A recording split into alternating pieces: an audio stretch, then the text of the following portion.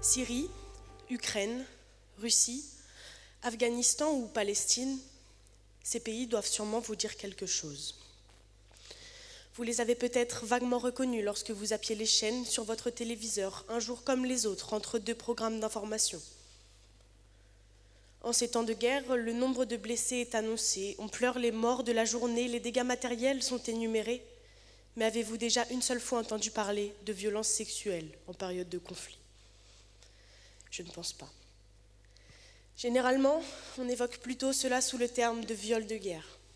Alors, je vous repose la question, mesdames et messieurs, avez-vous déjà entendu parler du viol de guerre? Le viol de guerre inclut un acte de viol, d'agression sexuelle, de prostitution forcée, d'esclavagisme sexuel ou tout autre rapport charnel non consenti en contexte de guerre. Alors ce n'est pas étonnant que vous n'ayez pas connaissance de ce phénomène. Vous savez indubitablement ce qu'est un viol et en quoi cela consiste. Vous en avez même peut-être déjà parlé avec vos proches ou vos enfants afin de les sensibiliser. Mais je suis ici aujourd'hui pour aborder avec vous ce sujet sensible, cet acte de barbarie pure, ce crime sans nom, cette atroce infamie. Malheureusement, le viol au milieu de la guerre a toujours existé, mais seulement depuis peu, durant les conflits contemporains, il a été détourné et employé comme arme de guerre à proprement parler. Organisé, défini et décidé en haut lieu au même titre que le bombardement d'un village ou que l'attaque d'un parlement, le viol de guerre est un outil de massacre, de prise de pouvoir, mais par-dessus tout d'humiliation. C'est un instrument d'autorité visant à la prise de contrôle, à la destruction totale d'une identité culturelle collective, employée à des fins de domination et de contrôle des populations. Ces violences sexuelles, et on oublie fréquemment de le préciser, sont systématiquement accompagnées de torture. Et comme l'anthropologue Véronique Grapp le dit si bien, tout viol est une torture, toute torture est un viol. Au-delà de la violence physique et de la peine abominable engendrée par cette agression, le viol de guerre impacte la famille, les enfants de la victime, ainsi que ceux qui naîtront à l'issue de cette agression, mais également le tissu social et le village entier, potentiellement sur plusieurs générations.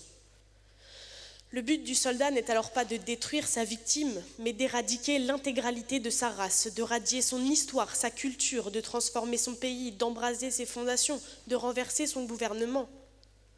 Le viol de guerre n'est alors pas simplement un amusement du soldat, mais bel et bien une pure tactique militaire et politique fondée sur l'inhumanité d'un crime monstrueux.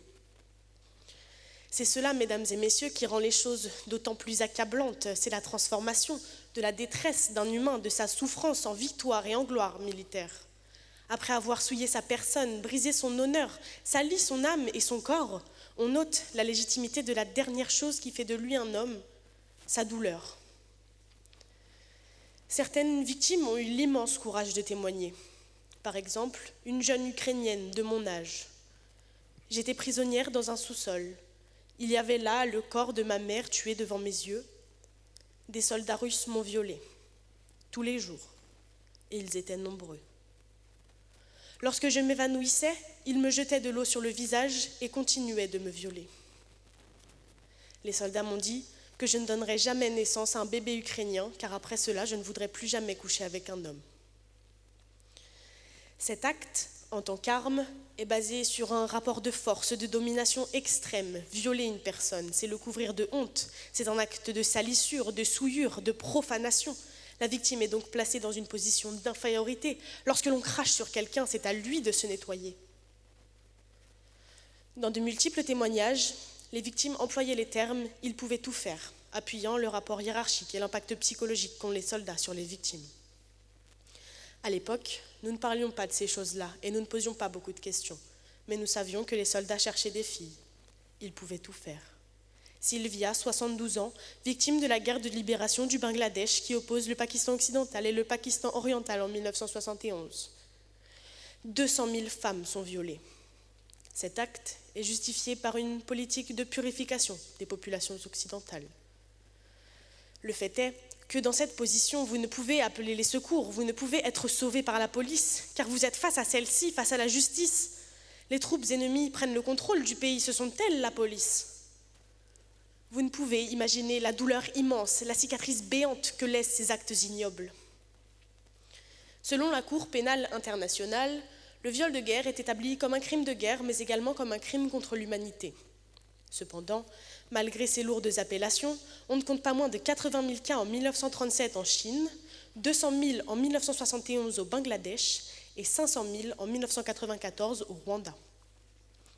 Pour vous présenter une situation un peu plus récente, 3 jours après l'invasion de l'Ukraine par les troupes russes, l'ONU avait déjà vérifié plus d'une centaine de cas d'agressions sexuelles et de viols sur des civiles ukrainiennes.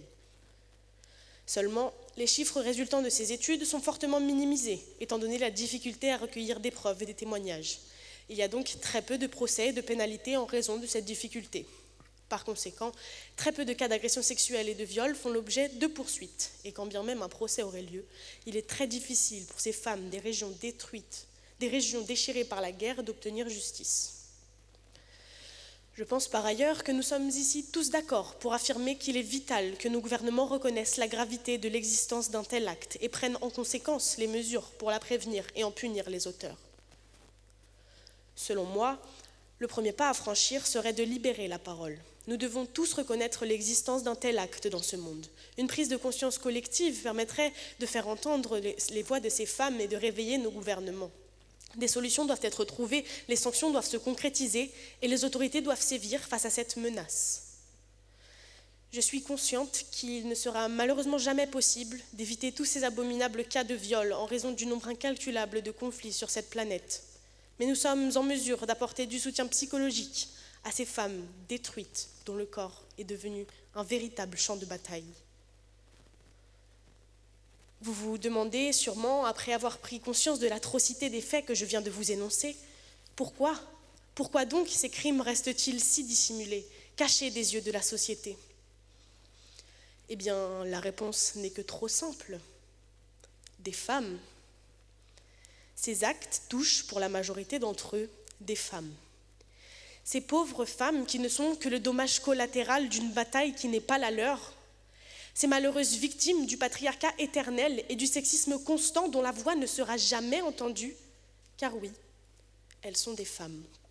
Ces horreurs qu'elles subissent sont passées sous silence, considérées aux yeux des politiques comme un acte charnel entre deux êtres, et non comme un acte de violence et de martyre, comme il devrait avant toute autre chose l'être.